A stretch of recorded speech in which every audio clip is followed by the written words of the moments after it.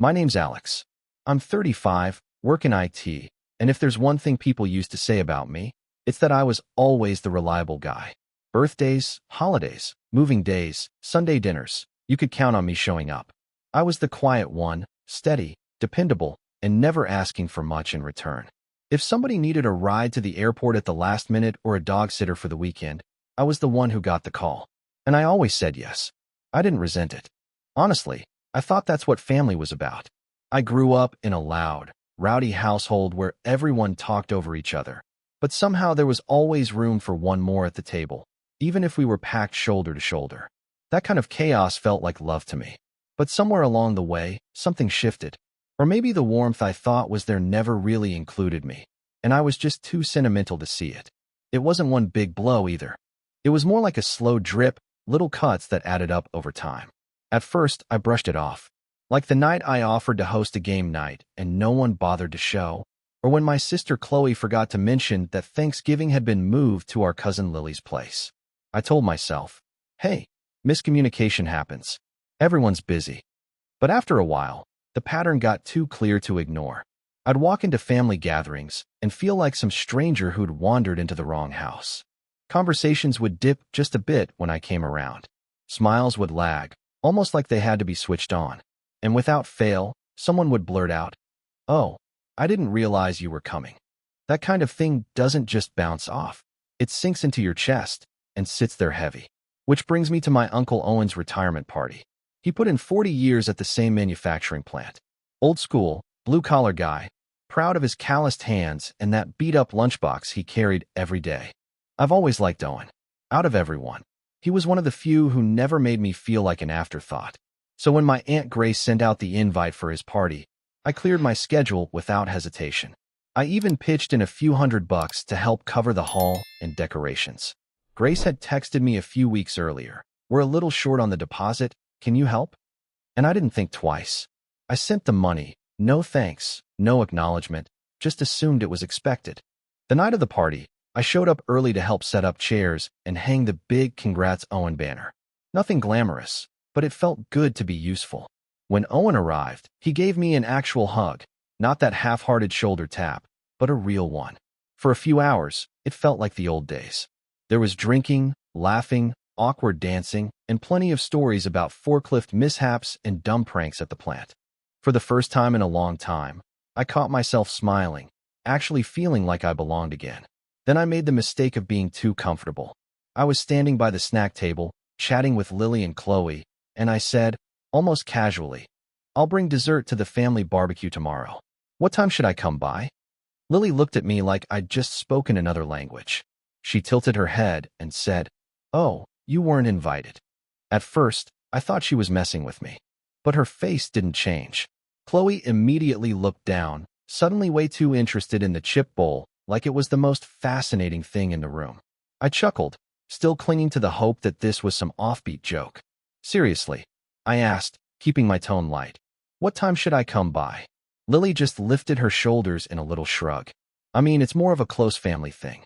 Chloe finally glanced at me, her voice soft, almost apologetic. "Yeah, Mom and Dad just wanted to keep it small, you know? Just the core people." That line hit harder than I expected. The core people. Like I was just some distant branch dangling off the family tree, never really part of the trunk. Just then, Aunt Grace wandered past, sipping from a red plastic cup. Lily grinned and said, "Show him the photo." Without missing a beat, Grace pulled out her phone.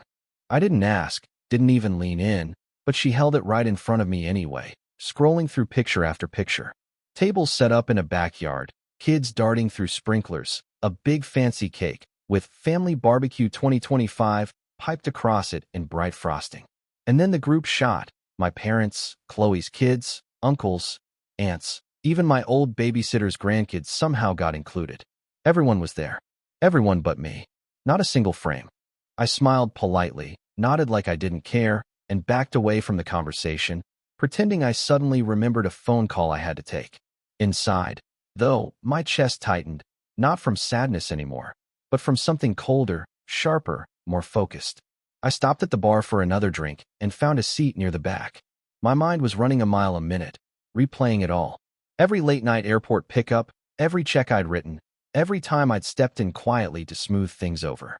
For years, I'd been the safety net, the spare wallet, the extra pair of hands, the guy who never made a fuss and never asked for a damn thing in return.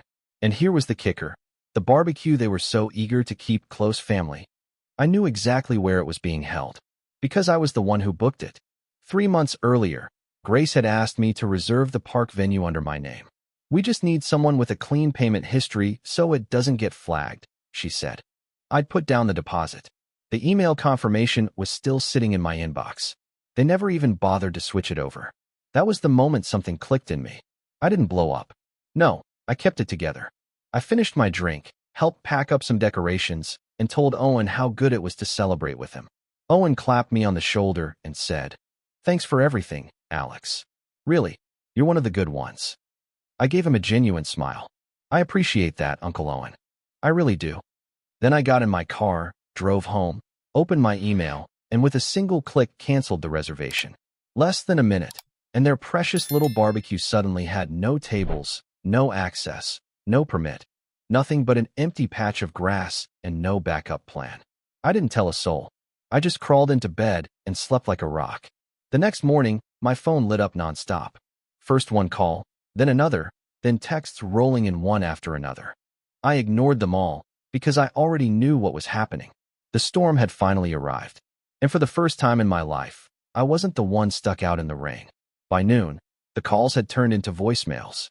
The first voicemail was Aunt Grace's, her voice sharp and confused. "Alex, the park says our reservation doesn't exist. Did you cancel it by mistake? Call me back, please." Then my mom. "Why would you cancel the venue, Alextifer? Everyone's already here. They're making us leave."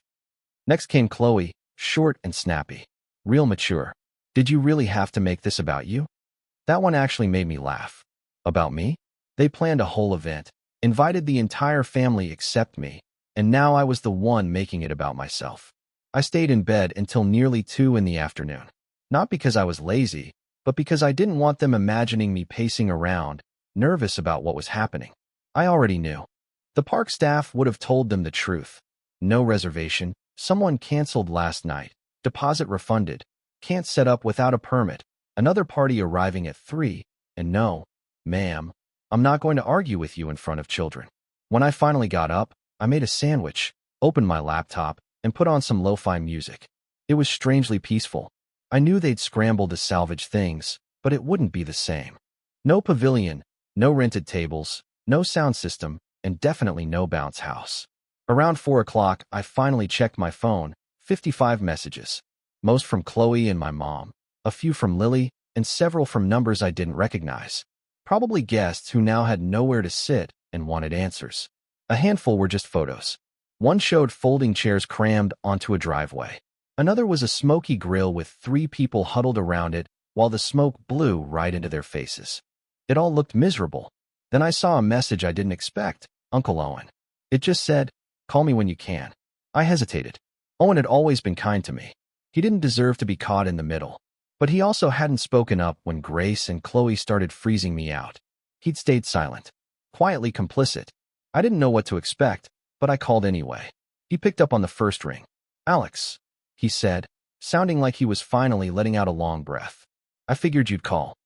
"I saw your message," I said simply. There was a pause. "Was it you? The cancellation?" "Yes." No excuses, no denial. I wasn't ashamed. Another pause, then a sigh. "Well, can't say they didn't deserve it. Still, it caused a big mess today." "I'm sure it did," I answered, not cold, just honest. "I didn't set out to ruin your weekend. I like you, Owen. You're one of the few who ever made me feel like I mattered." He went quiet again. Then he said, "You do matter. I just didn't realize how badly they'd been treating you." I didn't answer right away. Because how do you explain that it wasn't just about one day or one barbecue? It was years. "I'm not mad," I finally said after a long pause. "I'm just done." Owen didn't argue. "I wish you weren't, but I get it." We hung up.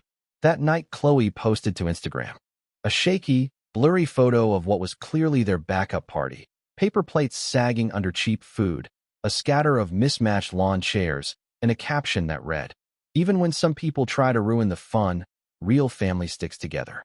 The irony practically suffocated me. Real family.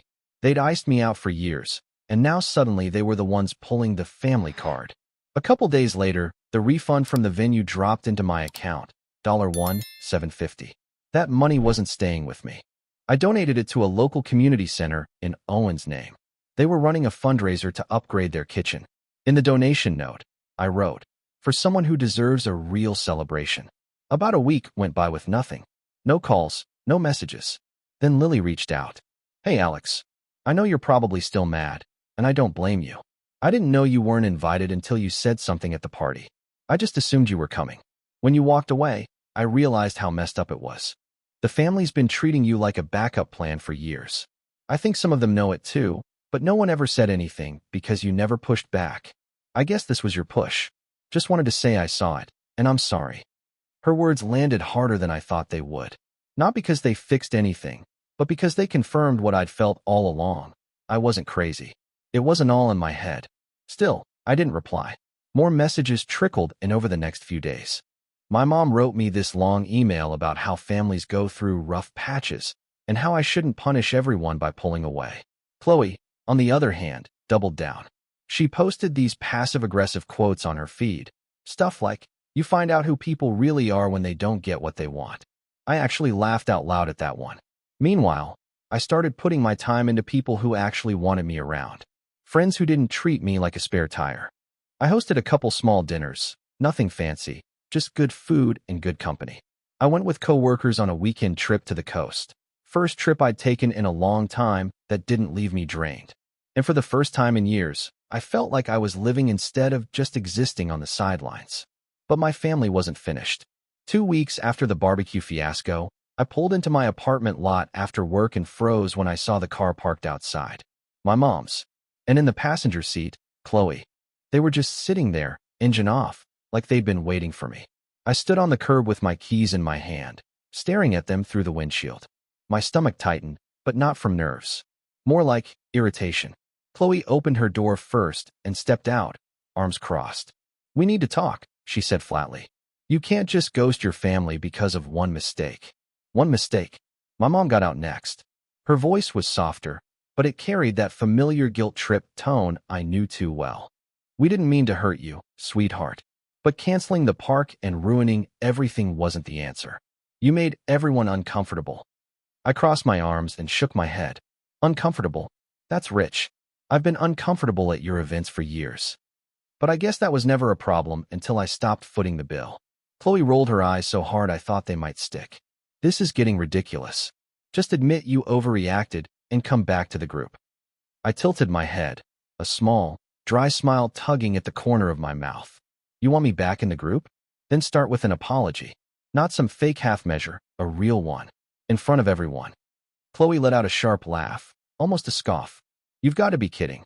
"No," I said, calm and steady. "I'm finally serious." For the first time in years, they didn't have a comeback ready. My mom's face crumpled like she couldn't decide if she should cry or scold me. Chloe gave a tight little laugh, all air and no humor. "You've really let this go to your head.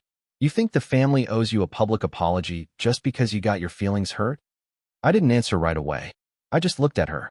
Chloe had been Queen Bee our whole lives, the golden child, the loudest voice in the room, the star of every fridge photo at my parents' house. She chose the restaurants, she won the arguments, and the rest of us went along to keep the peace. For years I thought she earned that spot. Now I knew the truth. She just took it, and we handed it over. "It's not about hurt feelings," I said finally. "It's about respect, or the fact that I've never gotten any.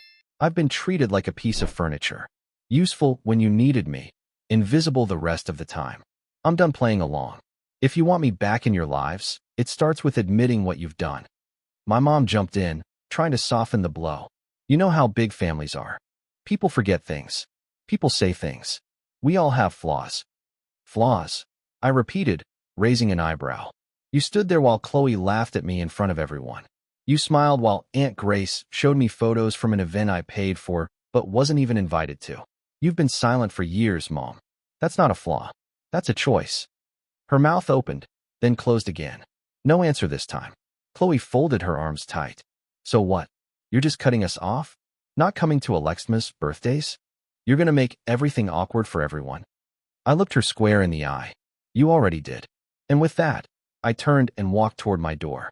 My mom's voice followed me, shaky and small. Alex, please don't do this. I stopped with my hand on the knob and said without looking back, then fix it. Own it. Apologize. I stepped inside and closed the door gently, not slamming it. That part mattered. I didn't shout. I didn't curse. I didn't make a scene. I was calm. Final. That night, no texts, no calls. Just silence. For once, they didn't know what to do with me. The next few days were the quietest I'd had in years. No drama, no guilt trips.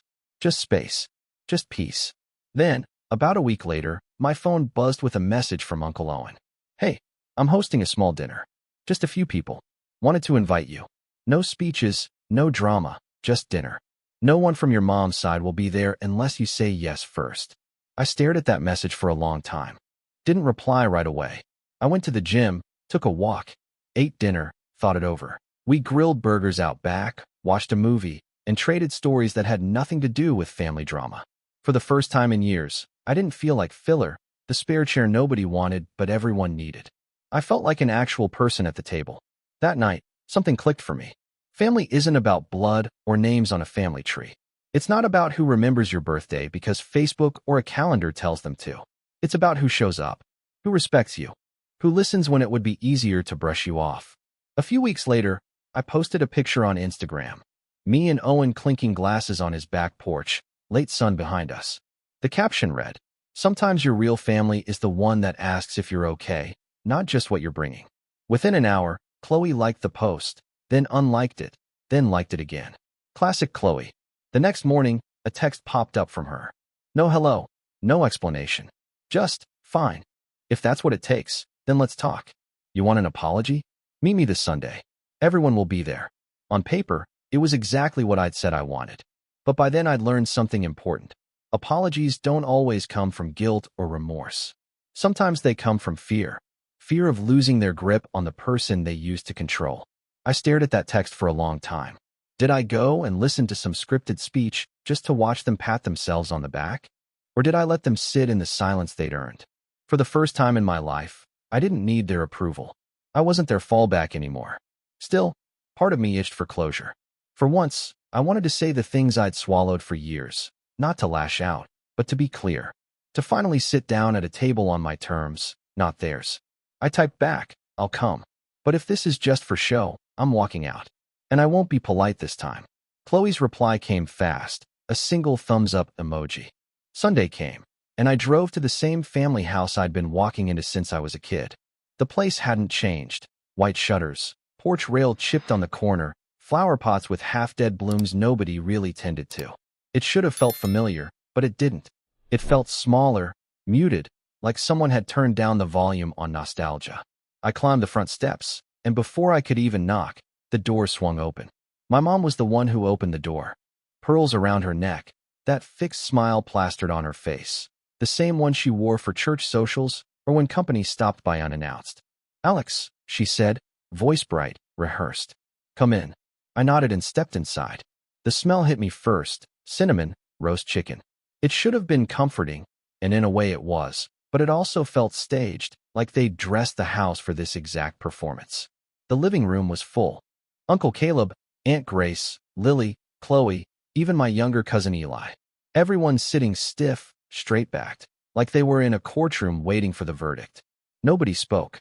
They just stared at me, the elephant that had finally decided to walk into the room. Chloe stood first, smoothing her shirt like she was about to deliver the evening news. "Thanks for coming," she said, voice crisp. "We wanted to talk about everything." I didn't sit. I stayed by the entrance, arms crossed. "Go on." She glanced around the room, clearly hoping someone else would chime in. No one did. So she pushed ahead. "We know you felt left out. We've talked, and maybe we didn't realize how much you were doing for the family. It wasn't intentional, but things slipped through the cracks." It was the most polished non-apology I'd ever heard. "So this is the big gesture?" I asked, finally acknowledging me now that I've stopped bankrolling your parties. Lily winced. My mom cleared her throat. "That's not fair, Alex." "No." I tilted my head. "Because I paid for Owen's party. I covered the barbecue venue. I helped with groceries when Dad had knee surgery. I fixed Eli's computer. Rewired the lights at Grace's. Want me to keep going? Chloe's irritation cracked through her mask. Okay, we get it. You're the family handyman slash ATM. Do you want a medal or something? There she was, the real Chloe. No, I said, calm as stone. I just wanted the same basic respect you give each other. The same seat at the table. But I guess that's only for the core family. Uncle Caleb finally spoke, his voice low. We didn't mean it that way. Then how did you mean it? I asked. When you held a barbecue and didn't invite me, even though I booked the venue? When you all posed for pictures, grinning like everything was perfect? When not one of you checked in after I quietly stopped showing up? Silence. Just the tick of the clock on the wall and someone shifting uncomfortably in their chair. You had years to say something, and you didn't, I went on. I gave, and you took. And when I finally pulled away, you treated me like I was the problem. Like I was overreacting. Like I had to earn my place in this family. I looked around the room, meeting each face.